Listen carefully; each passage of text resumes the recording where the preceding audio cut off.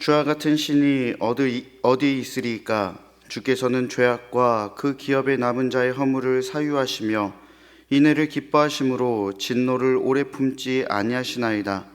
다시 우리를 불쌍히 여기셔서 우리의 죄악을 발로 밟으시고 우리의 모든 죄를 깊은 바다에 던지시리이다. 주께서 옛적에 우리 조상들에게 맹세하신 대로 야곱에게 성실을 베푸시며 아브라함에게 인애를 더하시리이다. 아멘. 미가 선지자는 남쪽 왕국인 유다에서 활동했던 선지자입니다. 그런데 그는 남쪽 유다와 북쪽 이스라엘 두 왕국을 향하여 하나님께서 모두 멸망시킬 것이다 라는 그러한 선포를 하게 됩니다. 미가서 1장은 이스라엘과 언약을 맺으신 여호와 하나님의 소송으로 시작이 됩니다. 2절과 3절 말씀입니다. 백성들아, 너희는 다 들을지어다. 땅과 거기에 있는 모든 것들아, 자세히 들을지어다. 주 여호와께서 너희에게 대하여 증언하시되 곧 주께서 성전에서 그리하실 것이니라. 여호와께서 그의 처소에서 나오시고 강림하사 땅의 높은 곳을 밟으실 것이라. 하나님께서 자신의 처소인 거룩한 성전에 오셔서 이 소송을 제기하십니다. 그리고 이 소송을 진행하시기 위해 자신의 처소를 떠나 세상에 임하시는 것이죠. 이는 곧 하나님께서 이 땅에 현현하셔서 인류 역사 가운데 개입하신다라는 겁니다. 그런데 하나님의 현현은 그리 달가운 것이 아닙니다. 하나님께서 이 땅에 오실 때 어떤 일이 일어나는지 3절 하반절과 4절의 말씀을 함께 보겠습니다. 땅의 높은 곳을 밟으실 것이라. 그의 아래에서 산들이 녹고 골짜기들이 갈라지기를 불 앞에 밀초 같고 비탈로 쏟아지는 물 같을 것이니. 하나님께서 오시면 산과 같이 높이 솟아있는 것들은 불의 초가 녹듯이 허망하게 녹아 강을 이루게 됩니다. 완전한 파괴가 이루어진다라는 것이죠. 4절에서 불이라는 단어는 심판을 상징합니다. 소돔과 고모라에 무엇이 내렸습니까? 바로 불이 비같이 내렸지요. 심판이 임했습니다.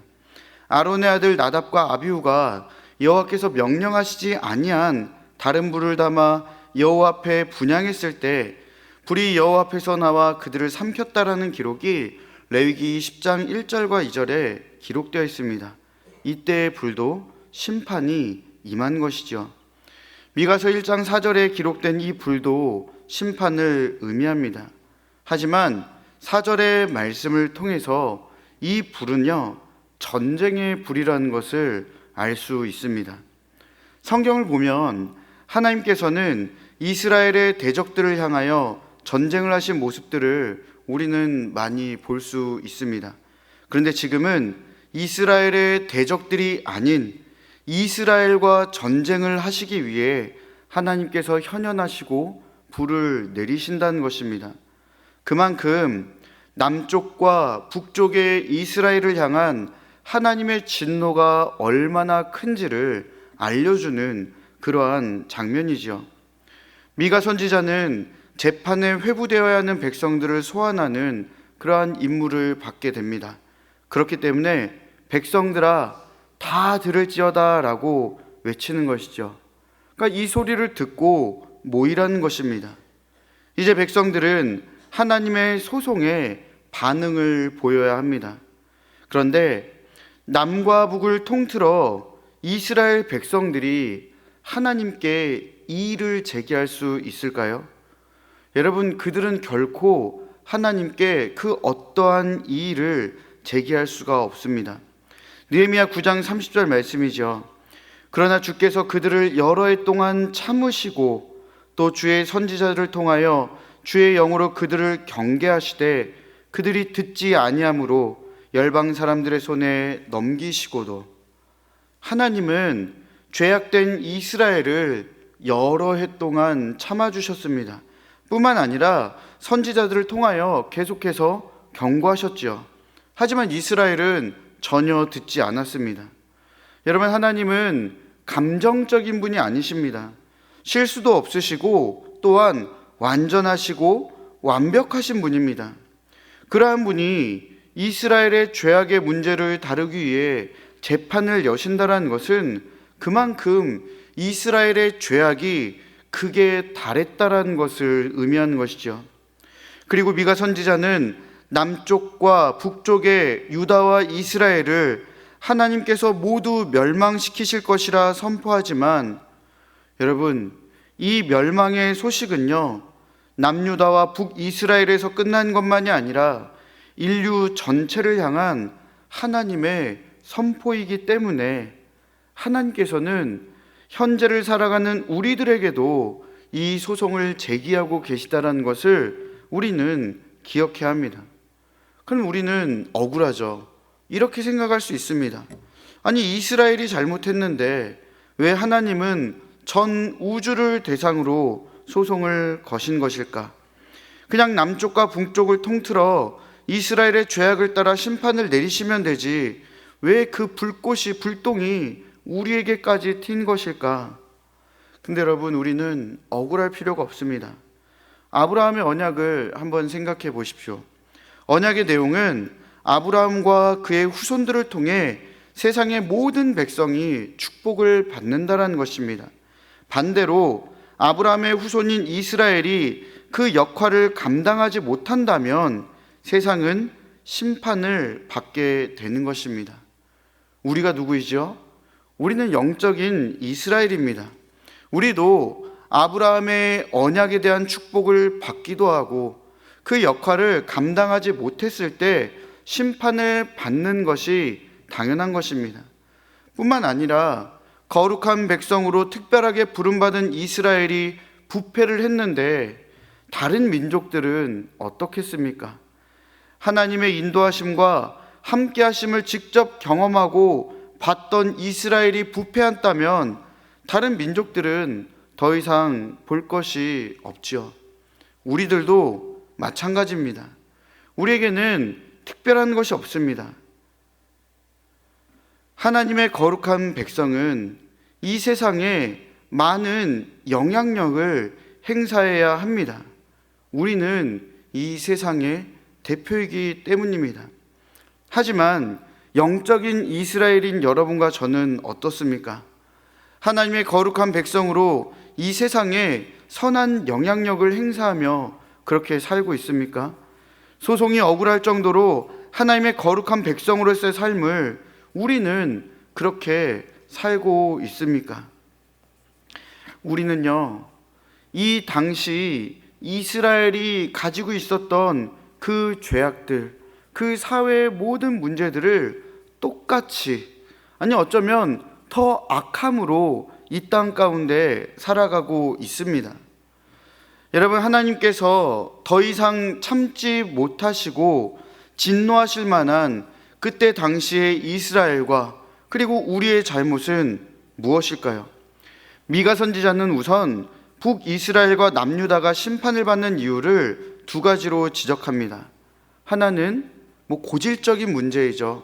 우상숭배이고요. 또 다른 하나는 사회적 불의입니다. 이 문제가 굉장히 심각했죠. 미가 선지자가 지적한 이스라엘의 사회적 불의에 대한 내용을 한번 살펴보면요, 첫째로 부자들이 가난한 자들을 착취한 것을 지적을 합니다. 미가서 2장 1절과 2절 말씀입니다. 그들이 침상에서 죄를 꾀하며 악을 꾸미고 날이 밝으면 그 손에 힘이 있으므로 그것을 행하는 자는 화 있을진저 밭들을 탐하여 빼앗고 집들을 탐하여 차지하니 그들이 남자와 그의 집과 사람과 그의 산업을 강탈하도다. 이뿐만이 아니죠. 둘째로 통치자들의 부정부패를 지적합니다. 3장 1절부터 3절까지의 말씀입니다. 내가 또 이르노니 야곱의 우두머리들과 이스라엘 족속의 통치자들아 들으라. 정의를 아는 것이 너희의 본분이 아니냐.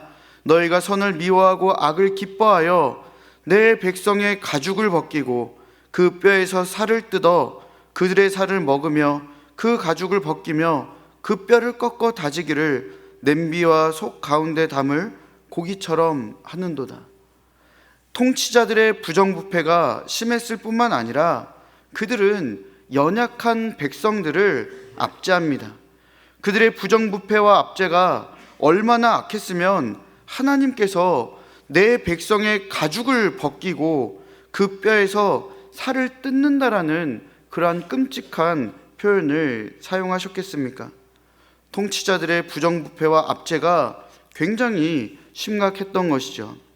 셋째로 거짓 선지자들의 사리소욕을 채우는 모습을 지적합니다. 3장 5절 말씀입니다. 내 백성을 유혹하는 선지자들은 이에 물 것이 있으면 평강을 외치나 그 입에 무엇을 채워주지 아니하는 자에게는 전쟁을 준비하는도다. 이런 선지자에 대하여 여호와께서 이르시되, 자신에게 좋은 것을 주고 이득을 챙겨주는 사람에게 거짓 선지자들은 복을 빌어주지만 아무런 이득도 주지 않고 줄 수 없는 사람들에게는 저주를 내리는 것, 이게 바로 그때 당시에 거짓 선지자들의 모습이었습니다. 당시 남쪽이든 북쪽이든 이러한 거짓 선지자가 판을 치는 그러한 세상이었던 것이죠. 여러분, 이러한 내용들만 볼 때에도 이스라엘이 사회적으로 부패한 이유가 무엇인지 우리는 생각해 볼 수가 있습니다. 왜 부자들이 가난한 자들을 착취하며 통치자들이 부정부패하며 거짓 선지자들이 사리사욕을 채웠는가? 여러분, 그 누구도 그들의 본질을 바로 잡아 세워주지 못해서 이러한 일들이 벌어진 것입니다. 무엇이 옳고 무엇이 잘못된 것인지를 그들에게 알려주지 못한 것이죠. 이스라엘이 어떤 민족입니까? 여호와 하나님을 경외하며 섬겼던 그런 민족 아닙니까? 여호와 하나님에 대한 유일신 사상이 그들의 본질입니다. 비록 세상 나라들과 같이 왕을 따로 세웠으나 진정한 왕이신 하나님이 그들을 다스리시고 통치하는 나라가 바로 이스라엘입니다. 그들은 그 하나님을 바라보고 섬기며 살아가였지요. 그들의 마음과 생각 속에 하나님이 확실하게 자리 잡고 있어야 했으며 하나님의 말씀이 그들의 삶의 기준이 되어 그 말씀대로 선한 분별력을 갖고 살았어야 하는 것입니다. 이스라엘에 들으라, 우리 하나님 여호와는 오직 유일한 여호와이시니 너는 마음을 다하고 뜻을 다하고 힘을 다하여 내 하나님 여호와를 사랑하라. 오늘 내가 내게 명하는 이 말씀을 너는 마음에 새기고 내 자녀에게 부지런히 가르치며 집에 앉았을 때든지 길을 갈 때든지 누워있을 때든지 일어날 때든지 이 말씀을 강론할 것이며. 여러분, 하지만 그들에게는요, 전지전능하시고 왕 되신 하나님이라는 그 본질이, 그 말씀이 바로 세워지지 못했습니다. 그들의 마음에 하나님이 없었습니다. 그들은 우상을 숭배함으로 스스로 하나님을 마음속에서 밀어냈고 그 자리에는 탐욕과 부패와 죄악으로 가득 채워 나갔던 것이죠. 여러분, 우리가 살아가는 이 세상의 모습을 보십시오. 미가 선지자 당시의 이스라엘과 다를 바가 하나도 없습니다. 우리는 지금 과거 이스라엘의 악행이 재현되는 그러한 세상에 살고 있습니다. 그리고 그들의 죄악된 모습이 우리의 삶에서 그대로 흘러나온다는 것이 정말 큰 문제인 것이죠. 과거 이스라엘의 모습과 동일하게 이 세상에, 그리고 우리 안에 하나님이 계시지 않는 것 같은 모습이 너무나도 가득합니다. 끔찍하죠. 세상은 하나님을 밀어냈고 우리의 마음도 세상과 다를 것 없이 우상 숭배와 탐욕과 부패와 죄악으로 하나님을 밀어낸 그 자리를 채워나가고 있는 것입니다. 그러한 우리들이 이 시대와 사회 속에서 또 교회 안에서 어떤 일들이 일어납니까? 뉴스를 보면요, 조금 힘 있는 자들, 조금 내가 돈이 더 있다, 내가 권위가 있다, 조금 이 사람보다 낫다, 그러면 이러한 사람이 자신보다 약한 자라 판단한다면 그 사람을 하대하는, 함부로 하는 그러한 뉴스들을 우리는 자주 보게 됩니다. 힘없는 어린이와 노인, 장애인, 외국인 근로자들의 인권을 침해하고 학대합니다. 그뿐만이 아니죠. 얼마나 끔찍한 뉴스들을 많이 접합니까? 생명을 쉽게 내다 버리고 또한 생명을 쉽게 죽이는 이러한 사회가 바로 우리의 사회이며 우리의 모습인 것입니다.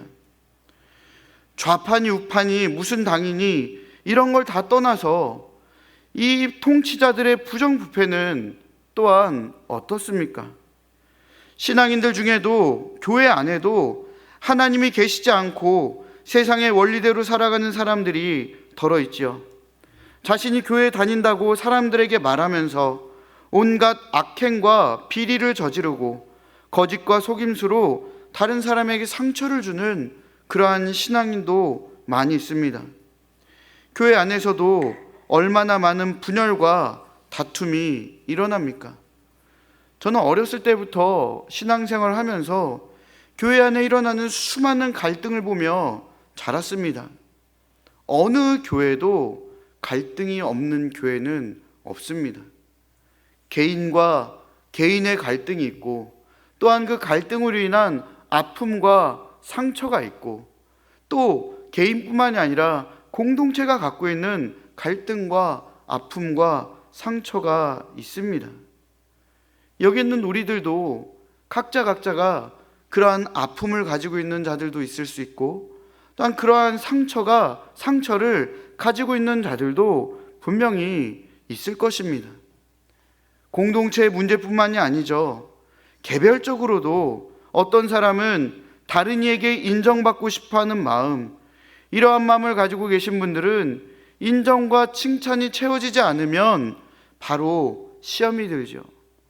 내가 이만큼 했는데 왜 알아주지 않나? 왜 나를 칭찬하지 않나?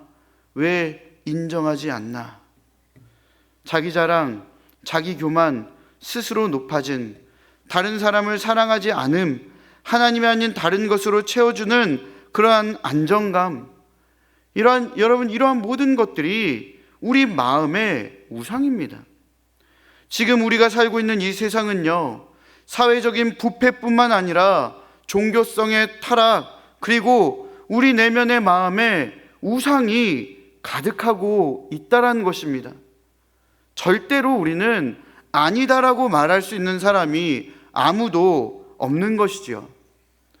미가서 1장 5절의 말씀입니다. 이는 다 야곱의 허물로 말미암음이요 이스라엘 족속의 죄로 말미암음이라. 야곱의 허물이 무엇이냐? 사마리아가 아니냐? 유다의 산당이 무엇이냐? 예루살렘이 아니냐? 사마리아와 예루살렘은 두 국가의 수도이자 권력의 상징입니다. 미가 선지자는 지금 남유다 왕국과 북이스라엘 왕국의 심판과 멸망의 이유를 종교적으로 부패했기 때문이라고 알려줍니다. 그 중심에 하나님이 없기 때문입니다. 하나님이 없는 세상이 어떠합니까? 무질서하지요. 너무나도 또한 잔인하고 폭력적이지요. 그래서 하나님께서 직접 내려오셔서 이 우상들과 모든 더러운 죄악들을 제거하시려 하는 것입니다. 하나님께서 직접 침략자가 되셔서 우상을 쓸어버리시고 모든 죄악을 도말하시려는 것입니다. 그것이 바로 우리에게 일어나는 그러한 비참한 상황이라는 것입니다. 물론 모든 신앙인의 마음에 우상이 가득한 것은 아닙니다. 그렇지 않은 신앙인도 많이 계시죠. 하지만 사회적인 부패와 그 마음에 하나님이 계시지 않고 우상이 자리를 잡고 있는 현상은 개인만의 문제가 아닌 우리 전체의 문제라는 인식 또한 우리는 가지고 있어야 합니다. 내 신앙만 잘 유지한다고 안도의 한숨을 쉴 수 없습니다. 우리는 아브라함의 언약에 따라 영적인 이스라엘로서 우리의 역할을 또한 감당해 내야 하기 때문입니다. 여러분, 지금 이 땅이 어둡고 타락하고 부패한 이유가 무엇입니까? 각 사람 안에 우상이 가득합니다. 하나님으로 채워지지 못합니다. 세상에 빛이 비춰주고 소금으로 썩어져 가고 부패하는 것이 차단되어야 되는데 사회가 불의가 넘쳐나고 하나님의 공의와 인자가 사라져가고 있는 것입니다. 이 세상이 하나님의 영광으로 충만해져야 하는데 그러지 못하기 때문에 이 땅은 어둡고 타락하고 부패하게 된 것입니다. 그런데 여러분, 더 충격적인 게 뭔지 아십니까? 우리에게 찾아온 이 절대적인 비참함은요, 우리의 노력으로 이 땅의 타락과 부패, 우상 숭배를 결코 제거할 수 없다라는 것입니다. 이 모든 것들을 다 우리는 사라지게 해서 하나님의 진노와 심판으로부터 자유로워져야 하는데, 그 두려움으로부터 벗어나야 하는데 우리는 우리의 노력으로는 절대 자유로워질 수도 벗어날 수도 없다라는 것입니다. 이 모든 것들의 근원인 죄 또한 사라지게 할 수 없는 것이죠. 뿐만 아니라 우리는 하나님께 겸손한 자세를 가지고 순종하는 것이 아니라, 여러분, 어린 시절부터 지금까지 우리의 모습이 어떻습니까? 고집부리고 더욱더 완고해지고, 이게 우리의 모습 아닙니까? 시간이 지날수록 우리는 더욱더 불순종한다라는 것이 우리의 어려움입니다. 하나님 앞에서 전적으로 타락한 무능한 죄인이라는 것이 지금 우리의 모습이죠. 우리의 지금 모습으로는요, 절대로 하나님을 만족시켜 드릴 수도 없고, 우리는 하나님이 부어주시는 그 형벌만을 기다릴 수밖에 없는 것입니다. 우리도 그렇고 그때 당시에 이스라엘 백성들에게도 마찬가지였습니다. 그런데 여러분, 이러한 상황 속에서, 정말로 이렇게 두렵고 비참한 상황 속에서 미가 선지자가 오늘 미가서 마지막 이 구절에서 어떠한 고백을 합니까? 주와 같은 신이 어디 있으리까? 왜 주님과 같은 신이 없다라고 이렇게 말하죠? 주께서는 죄악과 그 기업에 남은 자의 허물을 사유하시며 인애를 기뻐하심으로 진노를 오래 품지 아니하시나이다. 다시 우리를 불쌍히 여기셔서 우리의 죄악을 발로 밟으시고 우리의 모든 죄를 깊은 바다에 던지시리이다. 주께서 옛적에 우리 조상들에게 맹세하신 대로 야곱에게 성실을 베푸시며 아브라함에게 인애를 더하시리이다. 여러분, 이게 무슨 말입니까? 하나님께서 우리가 해결할 수 없는 문제, 이 비참한 현실과 상황을 다 해결해 주신다라는 것에 대한 찬양의 고백입니다. 미가는 선지자입니다. 하나님의 말씀을 전달해 주는 사람이죠. 18절부터 20절의 말씀은 미가가 혼자, 그래, 이렇게 백성들을 위로해야지, 이렇게 생각해서 내놓은 말이 아닙니다. 하나님께서 미가에게 내가 이렇게 할 것이니 너는 내 백성들에게 그대로 전해라. 그래서 미가 선지자는요, 그 말을 전하면서 이러한 하나님을 찬양할 수밖에 없다라고 고백하고 있는 것입니다. 하나님께서는 우리가 죄 앞에서 얼마나 무능력한지를 잘 아십니다. 그래서 우리의 힘으로 할 수 없으니 하나님께서 내가 해주겠다라고 그렇게 알려주시는 것이죠. 여러분, 이게 바로 복음입니다. 마가복음 6장 38절의 말씀입니다. 이르시되 너에게 떡 몇 개가 있는지 가서 보라 하시니 알아보고 이르되 떡 5개와 물고기 2마리가 있더이다 하거늘. 오병이어의 사건의 한 대목이지요. 여러분, 예수님께서 떡 5개와 물고기 2마리가 있다라는 것을 모르시고 너희에게 떡 몇 개가 있는지 가서 알아봐라, 이렇게 말씀하신 것일까요? 예수님 모르셨을까요? 아닙니다. 절대 그렇지 않지요. 예수님께서 말씀하신 의도는요, 먼저는 사람들에게 나눠줄 만한 먹을 것을 가지고 오면 내가 필요를 채워주겠다라는 것입니다. 그리고 이 말씀은요, 우리 자신에게 적용해 본다면요, 즉 예수님께서 우리의 필요를 채워주시겠다라는 것이구나, 즉 예수님께서 나를 채워주시는 분이시구나 라는 것을 우리는 생각해 볼 수 있습니다. 사랑하는 여러분, 이러한 하나님, 예수님, 성령님 같은 분이 세상에 어디 계십니까? 하나님은요, 우리에게 예수 그리스도를 보내주셔서 우리의 근본적인 죄의 문제를 해결해 주시고 우리의 연약하고 부족한 부분을 우리 안에 살아계신 하나님이신 예수 그리스도로 채워주십니다. 마치 이렇게 말씀하시는 것 같죠. 너는 나 아니면 안 돼. 나 아니면 못해. 구원은 나에게 있다. 새 사람이 되어 변화받는 것은 네가 아니라 나의 능력에 있다. 그러니 내 안에 예수를 받아라. 내가 보내준 구원자 예수를 마음에 담아라. 그 예수를 품고 나에게 예배하고 경배해라. 그것이 내가 너에게 원하는 것이다. 여러분, 우리는 절대로 하나님께서 원하시는 것을 할 수 있는 존재가 아닙니다. 정의, 인자, 겸손, 자비, 긍휼, 사랑 등 하나님께서 보내주시고 채워주신 예수 그리스도가 아니면 우리는 절대로 행할 수 없는 것들입니다. 우리는 하나님께서 우리를 보내주신 이 예수 그리스도라는 은혜를 받아야만 이 기쁨과 이 영광과 하나님의 사랑을 풍성하게 경험하며 누릴 수가 있는 것입니다.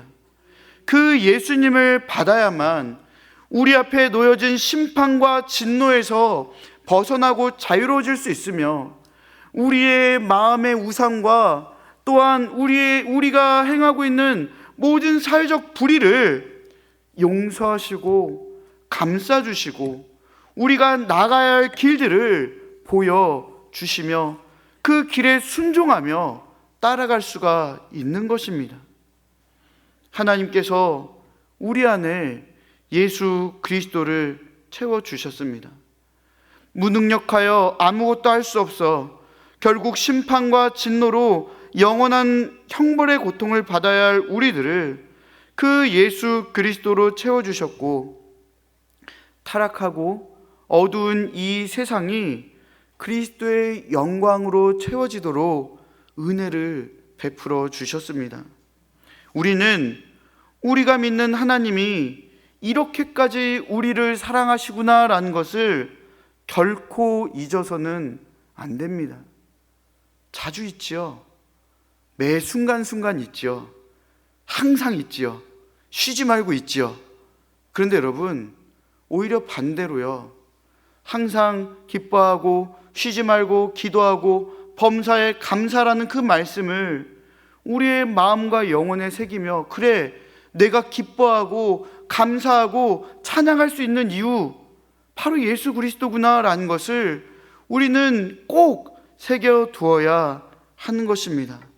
그리고 미가 선지자의 고백과 같이 우리의 입술과 마음으로 주와 같은 신이 어디 있습니까?